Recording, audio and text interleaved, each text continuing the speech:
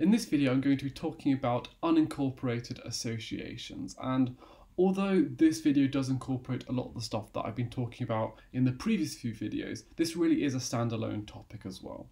So I'm going to talk about a bit about what an unincorporated association is, and then also a bit about the legal problems and solutions. So let's get straight into it. So what is an unincorporated association? An unincorporated association is an association that has not been incorporated. And incorporate just means to register as a company. So an incorporated association is an association that has been registered as a company. Therefore, an unincorporated association is an association that has not been registered as a company. Okay? And it has been judicially defined as two or more persons bound together for one or more common purposes, each having mutual duties and obligations, in an organisation which has rules which identify in whom control of it and its funds rests, and upon what terms, and which can be joined or left at will. The bond of union between the members of an unincorporated association has to be contractual. So in order for there to be an unincorporated association, we need to have two or more persons, so one person cannot associate with themselves. These two people need to be bound together by contractual rules. So the association also needs to have rules. So they need to have a contract that identifies who is in control of the association, where its funds rests, and upon which terms it can be joined and left at will. So we need two or more persons and a contractual agreement between them. In other words, the association's rules. Unincorporated associations exist for a wide range of purposes, such as social or recreational purposes, altruistic purposes, or indeed to provide personal advantages to their members, such as an association that provides sickness and death benefits to its members. So these unincorporated associations can be put to a wide range of purposes, but the typical unincorporated association is something like a sports club, for example, an amateur football club or a drama club. So these are the typical unincorporated association. Okay, let's have a look at the legal problem. So why are we interested in unincorporated associations? So what are the legal issues that these associations throw up? Unincorporated associations have no legal personality, so cannot own property in their own right. And you can compare that with incorporated companies who do have legal personality. It is thus impossible for X to transfer money to an unincorporated association. So I and you and all other persons are legal persons. So if you transfer money to me, I can own that money in my capacity as a legal person. So in other words, it will belong to me. The law also recognises that a company has legal personality and so can own the property that has been transferred to it. But the quirk with these unincorporated associations is that they have no legal personality and so cannot own property in its own right as an entity. But of course, this poses a legal problem. If an unincorporated association cannot own property, then payments to such an association cannot validly be made. In other words, it is impossible for you or me to transfer money to an unincorporated association. It cannot hold the money transferred as it has no legal personality. So how can an unincorporated association, such as a football club or a drama club, hold money and fund its activities? So this is the legal problem. And so therefore we have to turn to a legal solution to this. So let's have a look at the legal solutions. In some cases, judges have let transfers to an unincorporated association fail. So in these cases here, the judges have simply let transfers of property to an unincorporated association to fail on the basis that an unincorporated association has no legal personality and thus cannot hold the property transferred. Okay, so in the first case here with the Attorney General for New South Wales, property was transferred to an order of Catholic nuns. The order was held to be an unincorporated association and so the transfer of property to it was held to fail. And then in Bacon from 1966, the property was transferred to the Communist Party of Australia, which was an unincorporated association. Again, the transfer of the property to this unincorporated association failed on the basis that it lacked legal personality and therefore cannot hold the property. More often, however, judges have given legal effect to such transfers via a proxy property ownership mechanism. So, more often, judges, when faced with a transfer of property to an unincorporated association, have given legal effect to the transfer via a proxy property ownership mechanism. So in other words, some judges have reacted by interpreting transfers to an unincorporated association as something different. And these are the four possibilities listed here. So there are four possibilities, four proxies that could, in theory, be used as a substitute for a transfer to an unincorporated association, which the law tells us cannot be valid. Okay? So first of all, gifts to the association members. So one possibility is that judges have interpreted a transfer of property to an unincorporated association as a gift to the association's members. Gifts to the association's members subject to the association's contract. So that's another possibility, is that judges have interpreted a transfer of property to an unincorporated association as a gift to the association's members subject to the association's contract. Thirdly, we have charitable trust, that's another possibility. And finally, the Denley trust. So that's the final possibility in how judges have interpreted a transfer of property to an unincorporated association. So as we see, of these four possible proxies, the first and second maybe, and the third and fourth are based on the law of trusts. Hence why our consideration of unincorporated associations lies in this in the trust videos that I'm making. The third and fourth proxies that are listed here lie in the law of purpose trust, which I've been discussing in the previous few videos. So through the use of these proxies, judges have been able to catch the substance of what a transferor is trying to do when they attempt to transfer property to an unincorporated association. Judges have interpreted such a transfer not as a failed gift to the association as a legal entity, but as a valid gift to the association members or as a valid charitable trust, and so on.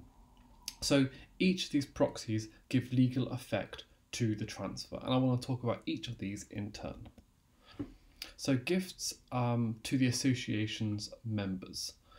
The purported transfer to the association operates instead as a gift to the association's members in their personal capacity. So under this proxy, a transfer to the association is treated instead as a transfer to the members of the association at the time at which the transfer is made. In other words, a transfer to the current members of the association. This gift to the members in their personal capacity can take effect as an absolute legal transfer to the members or a transfer to the association's treasurer on trust for the members. So under this proxy then, let's imagine a transfer is made to Oxford's Dramatic Society, okay, in an unincorporated association.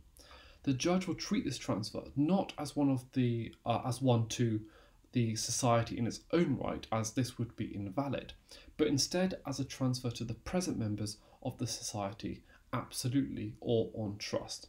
So for example, if £10,000 is transferred to Oxford's Dramatic Society and there are 10 members of that society, then they will have a share worth £10,000 each equally in their personal capacity. So that is the first proxy that the court might use to give some sort of legal effect to the transfer of a transfer to an unincorporated association. Okay. Secondly, gifts to the association's members subject to the association's contracts. So the purported transfer to the association operates instead as a gift to the association's members, not in their personal capacity, but in their capacity as members of the association subject to its contractual rules. So the second proxy treats the transfer to the association as a gift to the association's members, but subject to the association's contract or rules. The association's rules in turn require that any property transferred be added to the association's funds to be spent on the association's various purposes. So these association rules require that any property transferred be added to the association's funds and to be spent on the association's various purposes as stipulated in the contractual rules. Now, this property-only mechanism is known as the contract holding theory. So this second property-only mechanism is the contract holding theory, and this second proxy is similar to the first proxy in some ways. As with the first proxy, the property is given to the members of the association at the time of the transfer, so either absolutely or more likely under a trust with the treasurer as the trustee. But unlike the first proxy, this does not enable a member to take possession of their share of the property transferred. Rather, the members are prevented from taking their share home by the association's contractual rules, which provide that the property instead be added to the association's funds to be spent on the association's various purposes specified in the contractual rules. So, under the contract holding theory, a member of the association at the time the property is transferred, who subsequently resigns from the association, so they leave or they quit the association, is no longer a party to the association's contracts. So in other words, they're no longer a party to the association's contractual rules, and therefore no longer has any right in respect to the property which is held subject to the contract. So someone who leaves the association gives up any right in respect of property held subject to the society's contractual rules. On the flip side, when a new member joins the association, they become a party to the association's contract and thereby gain rights to the property under the association's contractual rules. So under this proxy then, a transfer made to the Oxford Dramatic Society, an unincorporated association, will be treated as a transfer to the present members of the society, but this time subject to the society's contractual rules. These rules will require the property transferred, so for example £10,000, to be added to the association's funds to be spent on the association's various purposes stipulated under their contractual rules. So this is the second avenue a judge may adopt when faced with a transfer of property to an unincorporated association. And thirdly, we got charitable trust. So the purported transfer to the association operates instead as a transfer to the association's treasurer to hold on a charitable trust. So the third possibility is the charitable trust. Under this proxy, the transfer to the association operates instead as a transfer to the association's treasurer to hold on a charitable trust. The proxy is available only where the association's purposes are charitable under the definition of Section 2 of the Charities Act, as I have explored in a separate video. So it must fall under the list in Section 3 subsection 1 and be for the public benefit. And if you want to see all of that, do check out all my videos on the Charities Act, where I do explain Section 2 and Section 3 in a lot more depth and what is meant by the public benefit. So this proxy is available only where each and every one of the unincorporated association's purposes are charitable. If each of the unincorporated association's purposes are charitable, then the court is able to treat a transfer to the association as an establishment of a charitable trust, with the treasurer as trustee applying the property transferred to the association's charitable purposes.